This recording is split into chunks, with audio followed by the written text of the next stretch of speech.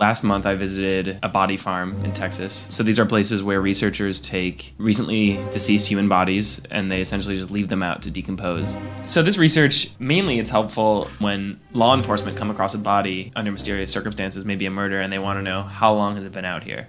The bodies are scattered all over the field. They have about 50 out, and most of them are under these metal cages that prevent the vultures from getting in. I kept asking him to lift up the cages for me to get better photos. So what happens right after you die is all the fluids that are inside your cells when you're alive leak out, and bacteria start feeding immediately. They're converting the liquids and solids inside you into gases that they emit. And this causes the second stage, which is bloat. You also have something called marbling during the stage because one of the gases, sulfur, it binds to the hemoglobin molecules in your blood and changes the color of them to an orange or yellow. And at the same time, flies come. They come almost immediately when the body's placed, and they lay eggs. And they especially lay them in any orifices, so your head will get a lot of maggots on it, the eye sockets and mouth and nose, and they'll eat away at that first. They're absolutely just crawling over the body. Like, getting up really close to it and taking photos was the most intense thing I did there. Then after a few days of that, the body moves to the third stage, which is called purge, and that's ultimately the bloating is relieved as a lot of the gas and fluids leak out, and you see this dark fluid pooling around the body. And the interesting thing is that fluid, it's really nutrient rich, but it's so rich in nitrogen that it kills off the plants initially. But a year later, it'll become especially fertile.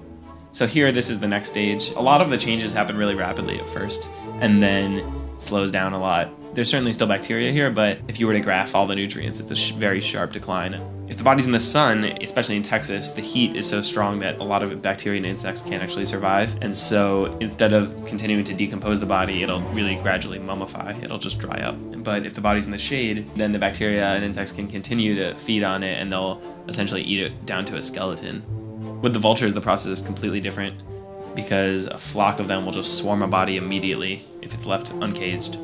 And they can eat pretty much all the flesh off within a few hours. One thing that really fascinated me is the way the bones are frayed, and that's from their beaks ripping at it voraciously. And that looks like leather or clothing, but it's skin.